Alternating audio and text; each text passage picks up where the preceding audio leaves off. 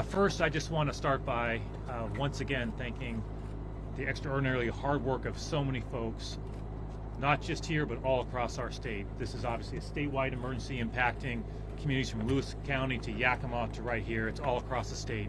And so there is, to put it very mildly, many individuals working extremely hard in many different capacities at multiple different levels to respond to can only be described as a very significant event for the people of the state of Washington. The descriptions that we've heard from the federal government yesterday, the National Weather Service, as describing it as potentially catastrophic and potentially having significant loss of life, still remains in place. That is our approach to this. We're handling it as if that is the case, because it is. It's a very serious situation. I'll be brief in my remarks. We'll turn over to others, and of course we're happy to take any questions that individuals have. First, let me just give you an update on our request. The state has a request for a declaration of emergency from the federal government. After my press conference yesterday afternoon, I had a call with them with FEMA, I believe at 2 o'clock yesterday afternoon. We had a good conversation with General Welsh and others to describe in detail the situation here in Washington State and really the tremendous need that Washington State has for assistance from the federal government. We walked through the numerous highway closures. We walked through the flood levels. We walked through tens of thousands of Washingtonians being evacuated. And we tried to be as persuasive as we could to our partners in the federal government that they need to approve that emergency right away. I have another meeting with FEMA representatives that we're trying to schedule here very shortly after this press conference. If I receive any update information about that request, we of course will let you know right away. I want to emphasize how much I appreciate the tremendous coordination that's been going on. I've been in politics a long time, over 20 years. I know when I see great coordination, and I know when I see coordination that's not really happening, and everything in between. What I would say in my experience so far just came from a detailed briefing from the folks who are here. Tremendous coordination. That's what I'm hearing from everybody who I'm talking to all across the state, is the coordination has been tremendous. That's our job. That's what we need to be doing. But it takes a lot of effort and a lot of work to make that happen. And that is definitely happening all across the state. So I want to say thanks to all the partners you see here, but of course many partners all across the state who are working hard. Just a brief update on highways.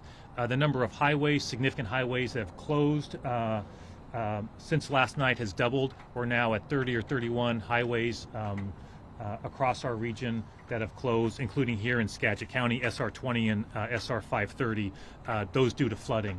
So it's a major impact, obviously, to our state in many ways. I just highlight that as one example of the evolving situation we're facing, where literally overnight we doubled the number of highways, major highways, that have closed. The situation is, the word that was used by in the briefing earlier is unpredictable. And that's something we want to communicate to Washingtonians. This situation is extremely unpredictable. We're using the best information we can to provide guidance to the people of the state, but it is unpredictable. And I just want to emphasize that if you have instructions to evacuate from your local authorities, please evacuate.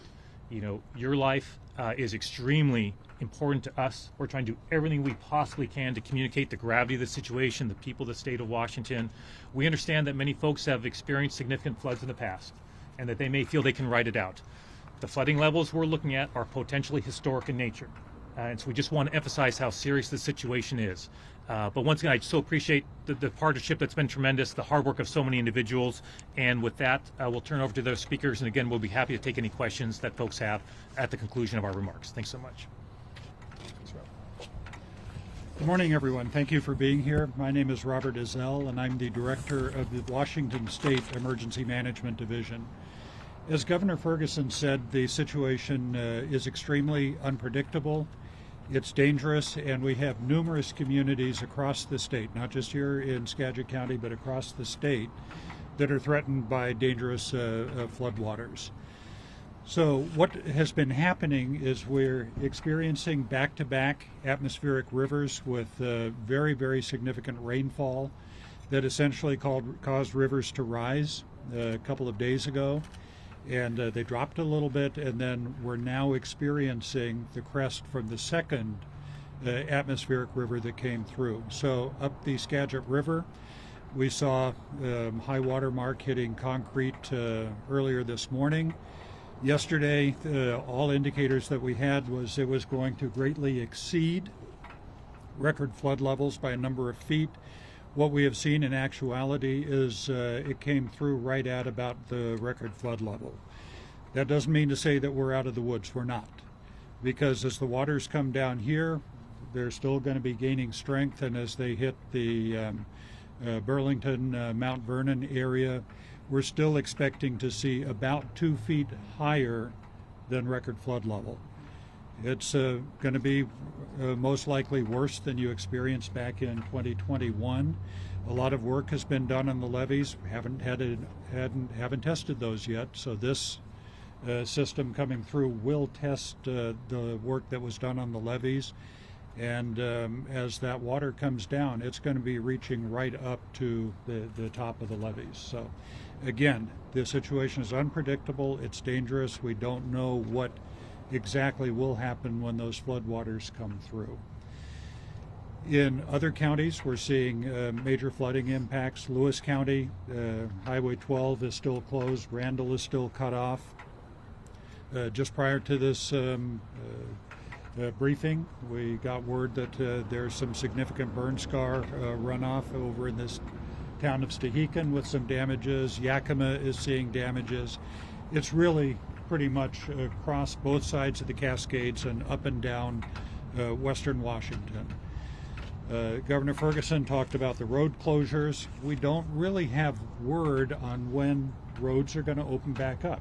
It's going to take time for floodwaters to recede. Damage then has to be assessed. In many cases, repairs are going to have to be done. So please, we encourage everyone to be patient. It's going to take time to bring everything back. So with that, I just want to conclude by emphasizing, please follow the instructions of local first responders. Stay out of high waters, especially stay out of moving water.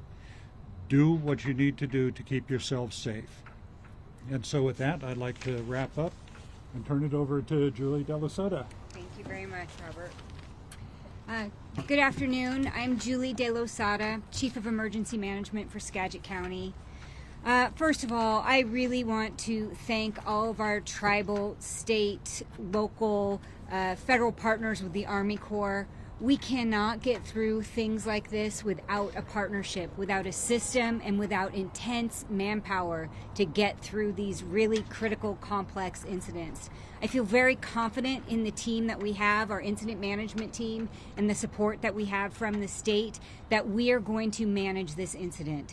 What comes next with the peak at 10 o'clock, we are ready to watch, we're ready to respond. I want to thank the Skagit Valley College, Skagit Transit, and San Juan County Emergency Management, who have provided support to us beyond their every day-to-day work. It's really helped us get through this. I really want to encourage people that if the community has questions or needs, to please reach out to our help desk. We have a phone line that's been set up. It's 360-416-2090. We also have a web page that has been restored. It crashed yesterday, but it has been restored. SkagitCounty.net, and go to the Emergency Management Division, and you will find information that will help you navigate this crisis and navigate resources in the community. Stay strong, Skagit County. We get through things like this together. Thank you. Commissioner Janicki. Good afternoon. Lisa Janicki. I'm a Skagit County Commissioner and representing our Board of 3 Commissioners. I want to underscore that no matter where the river ends up in Mount Vernon, it is still going to be at or the actual historic event. So we can't let our foot off the pedal yet. Safety is our #1 concern. And people who are watching this at home, you are responsible for your first level of safety. Please be preemptive. Please get out. If you are in that defined flood zone, if you have a fear that you might flood, please get out. the phone a friend. My daughter is housing 3 other families at her place, including one in an RV, just to get them off of the 100-year floodplain. But there are also shelters set up. The same site that Julie just listed for us has resources where you can get to a shelter. Your personal safety is the most important part now. We are in these last few hours before the river is going to crest in Mount Vernon. It was mentioned, but I want to say it again, because up here sometimes it's a gaming thing of, can I drive through the water? How deep can I go? We've watched it on newscasts of Teslas driving through water. Please don't do that. Don't do that. Not just obey the signs. Be smart and get yourselves home and take care of you and your loved ones. And then as I was coming through here, I was really happy to see how many businesses have closed down proactively in Burlington and Mount Vernon. That is really good policy, and the school districts have closed down preemptively for both Thursday and Friday. What I did see that is nuts is people are walking their dogs on the tops of these dikes that may fail. We were just talking about, we're hoping they hold, but there's seepage in some spots. It's posted, do not enter, do not walk on those on those dikes, and let the folks working to reinforce and keep those dikes functional get their cars. There may be trucks or cars there. They're not there as observers. Get off those dikes, get home, and take care of your loved ones. And, finally, I want to just add a giant thank you to this huge group of support that Skagit County has. We absolutely could not do this alone. It's all those government agencies, and I see Red Cross, it's those nonprofits too and the volunteers working inside shelters and providing food and doing those things that we come together as community. I think that's what we do best in Skagit County. So thank you all. That's everybody, right? Okay. So just the last thing I'll add, and we'll take your questions, is a lot of folks here are working hard to respond to the situation, but I've talked to a couple folks who they're doing that work, plus mentioning that late at night or early morning, going to their homes to deal with their home situation. So not only are they helping the larger community, but also have to do that while taking care of a difficult situation quite personally. So I want to say a very special thank you to those folks who are looking out for the broader community while also having to take care of very personal situations as well. With that, we'll do our best to answer any questions that you have. Yeah. Yes, could anybody provide some clarity to the word overnight that there's potential risk of a levee or dike failure near Cedro Woolley or outside Cedro Woolley? Anybody can provide that information? Heard specifics. Go for it. So we do know that in 2021, when we had the floods, that our dike and drainage systems had some impact. And there's been repairs from the Army Corps since that time. This flood is the next event that will be testing the security of the dikes. So we don't know yet until the water starts rising more and pushing against that dike system more. We do know that there's potential vulnerabilities where those repairs were made since 2021. Specifically about the River Bend area of Mount Vernon, that dike around there, any concerns specifically about that area? Again, the dike districts can better answer specific areas.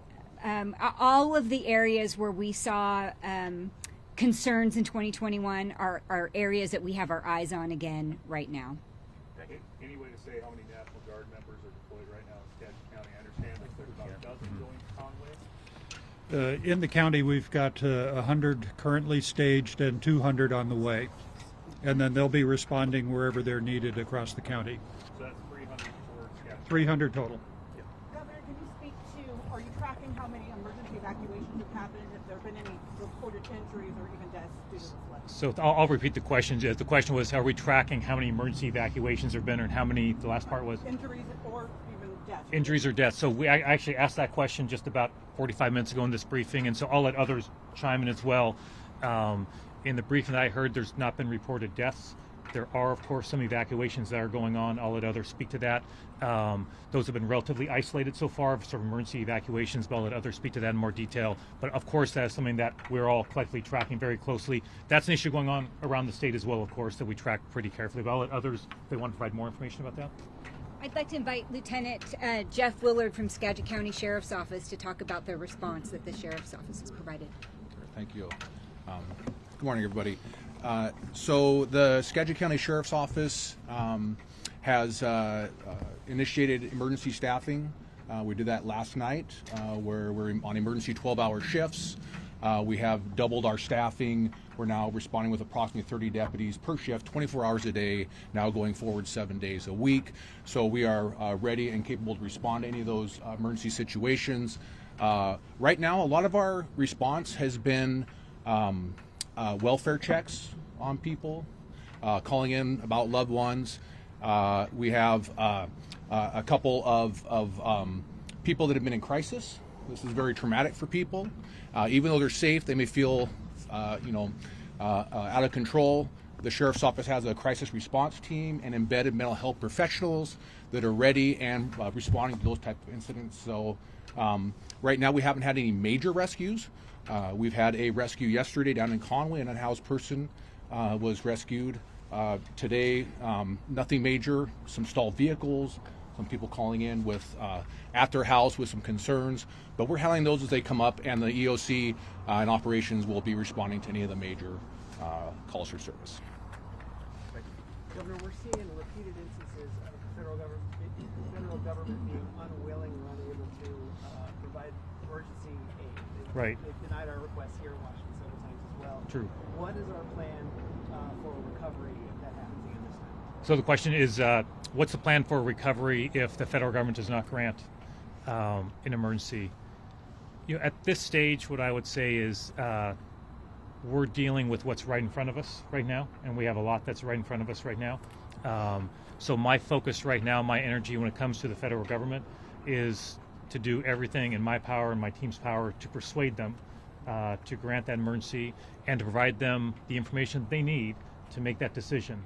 And so, to be direct about it, yesterday afternoon, I was sitting next to the general, and we were literally drafting the language that would go to the federal government. So we were there editing away on that document to make sure it said exactly what we wanted to say, that incorporated all the information we're getting from folks all across the state to communicate as clearly as we possibly could to the federal government how grave the situation is here in Washington State and how the scope of the crisis truly exceeds our ability, as united as we are with the resource that we have, truly exceeds our ability to manage it. Dozens of road closures of major highways, right? Individuals in crisis, as you're hearing. The potential for a historic flooding event right here in a matter of hours. So we're communicating all that and more to the federal government. Again, I'll be having a conversation with FEMA, as I understand it, very soon after this conversation with all of you. And we're hopeful for good news, but we're going to focus right now on trying to ensure that that they answer in the way we want. I will also add that I've encouraged my friends on the other side of the aisle who may have their own contacts in the federal administration to reach out to the administration and to communicate how deeply this is impacting their constituents and their communities as well, to make sure that the FEMA and the federal government's not just hearing from me. My role is important, obviously, as is with the National Guard and others, but to make sure they're hearing from other elected officials as well. So I also encourage them to do that if they haven't already. What concerns do you have about whether or not we get funding being increasingly a partisan event? The question goes to concerns I have about the granting of emergency aid from the federal government on what does seem to be an increasingly partisan event. Right now I'm just not focused on that. I've spoken about that in the past. My thoughts are pretty clear about it. I just think right now, just trying to stay united, on our job here is really what my job is as governor. There will be time for that conversation, I think. But right now, I'm going to choose to be what I typically am, which is a glass half full kind of person. And so we have a more than compelling situation here. More than compelling situation. And we are communicating back to the decision makers what the federal government itself is communicating. This is a potentially catastrophic event. That's the words of the National Weather Service, with the potential for significant loss of life.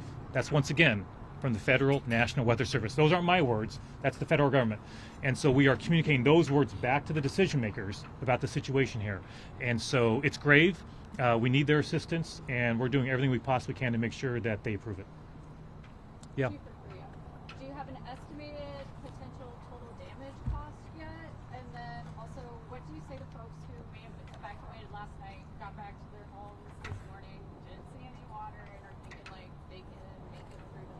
And who's that question for? Anybody? Oh, for anyone. Oh, so I'll let others jump in. My apologies. Go right ahead. I thought you called out somebody. Okay, could you repeat the beginning of the question again? Yeah, Sorry. I've got two questions. So, do you guys have an estimated amount of damages so far? At this point, no, because right now we're responding. Our primary concern is life safety of individuals and the impacted communities. So it's going to take some time for the floodwaters to recede before we're able to collect what the damages are. And so just ask everybody's patience on that one, and it's probably going to take days to weeks before we really get a full accounting of what the damages are. And then the second part, again, Yeah. we look after people. And so if somebody has gone back to find a home flooded at the local level, state level, we will do what we can to support people, and our partners, Red Cross and other voluntary agencies, are here to wrap around and help take care of the folks who have experienced loss and damage. Is there anybody that's Yeah. going door to door or anything like that? Just one moment. We're just going to add to that last question. Yeah, to the question about if they go home and it's not raining and maybe they're out of the woods. They are not out of the woods. There could be another system coming in. The Mount Vernon hasn't crested yet. People are not out of the woods. It's really important that if we give the evacuation notice, that people stay evacuated until the all clear notice comes out. So that's the indicator. When people get the alarm on their phone that says it's okay to return, that's when you can return. In the meantime, incredibly important to stay evacuated. Don't go back. Thank you. Is there anyone that's going door to door trying to check if people are still at home or maybe not listening to those evacuation notices? I don't know if that's a question for you, Sharon. So we are currently not going door to door checking on people, but we are doing patrols in the area. We are responding to calls for people that are home and have concerns.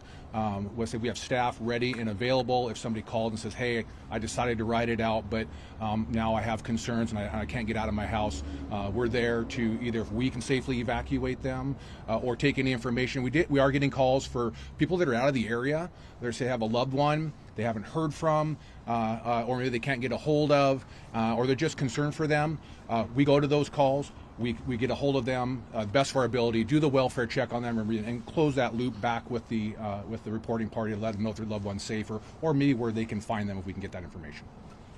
Is there any sense of the number or percentage of people in the floodplain that have or have not evacuated? I'll just repeat the question. And the question was, do we have a sense of the numbers of those who in order to evacuate, how many have evacuated, how many have not? I don't believe we have that information. Is that right? Yeah, I asked a question similar to that earlier in the briefing, and the answer was it's as you might imagine, it's difficult to know at this stage. Yeah. Are there any numbers of those in the shelters? Do we have any estimations about how many people are in the shelters currently? Oh, the question is how many estimation of how many folks are in the shelters. Anybody feel they can answer that? I have not been briefed on that yet. We do know that we have 3 shelters running. There's one in Mount Vernon, I believe, one in Cedar-Woolley, and then the county has a cold weather shelter that was already stood up before this event that will not turn people away. What we do know is there's about 78,000 people who live in the floodplain in Skagit County.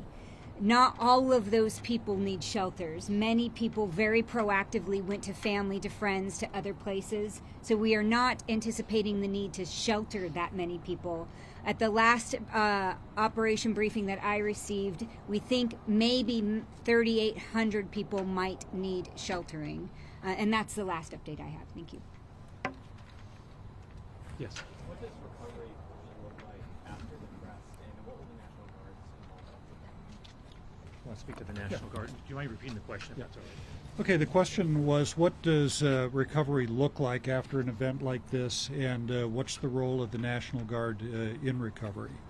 So again, there's a number of variables that we would be looking at, and again, it's the extent of damage, it's the number of homes that experience either major damage or are losses.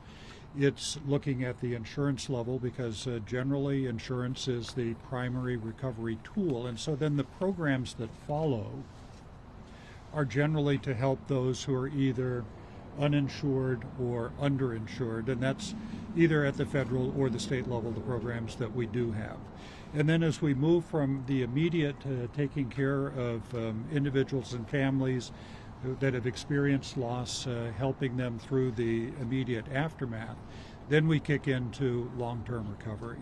And what that will generally look like is facilitating the communities being able to stand up a long-term recovery group, bringing all different forms of aid. Our voluntary groups will all be in there, and Red Cross, Adventist, many others that will look at bringing in, coming together, supporting the community, in many cases helping rebuild homes, restore services, and then long-term recovery is a multi-year process. It's not something that's going to happen in just a couple of months, and so we will be there as a partnership with the county and with the communities for years as we work through this process to get them back on their feet again, to restore and build back to hopefully a better state than it was before the disaster impact. And I know that's a one over the world answer, but that's about how it works. Any other questions? Just the numbers to clarify, you said 300 guardsmen in Skagit County. What about statewide? Statewide, we're prepared to deploy further, but in Skagit is 300, and then as the needs arise, we will deploy to other areas where those are. But we have not seen a situation to this level where we're being asked to deploy Guard to help.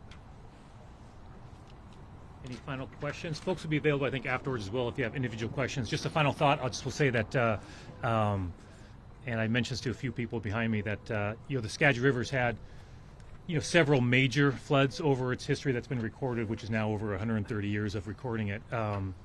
In 1897, I think it was, there was a major flood. I'm familiar with that because my family was homesteading on the Skagit River, very close to Marble Mount on the south side of the river, a couple miles down from west of Marble Mount.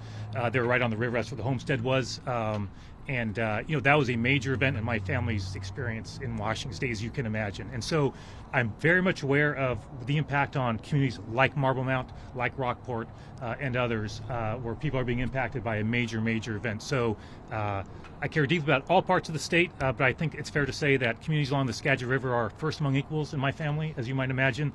And so I just want people of this community to know I'm deeply invested in what's going on here. We're communicating that wherever we can. I'm deeply appreciative that every time I seem to ask anybody who's involved on recovery all across the state or handling what's going on, when I always ask the same question, which is, do you need anything more from the state? Are you getting everything you need? The answer is always, no, we're getting what we need. And that's going to be evolving, right? Not just for days, but for weeks and probably for an extended period of time to come. So that's the answer we want to hear. We're going to make sure we're doing everything we can, working together, tribes, local governments, first responders, everybody who's here, and many others, federal partners, to make sure we do everything we can to get through this experience together. Thank you so much for being here today. We're hopeful to do this again tomorrow. We'll keep you posted. Obviously, Brianna from my team will keep you posted, but our hope is to do something like this again tomorrow. So at one moment in time, you can get all the experts here to communicate about what's going on. Thank you so much, everybody. We appreciate it. Thank you. Thanks, sir. Yeah. Thanks, General. Yeah. Sure. Thank you. Appreciate it. Yeah. Thanks, Scott. Hey, appreciate it. Thanks for being here as well. Yeah. We'll get through the challenge. Appreciate it. Here, sorry, folks are slipping in on me. No, it's all good. It's all good. I'm happy that I'm happy that you're here. The goal is, you guys know, I think it's not doing an aerial. Get aerial view. I think get over. 55 years of it. I'm good.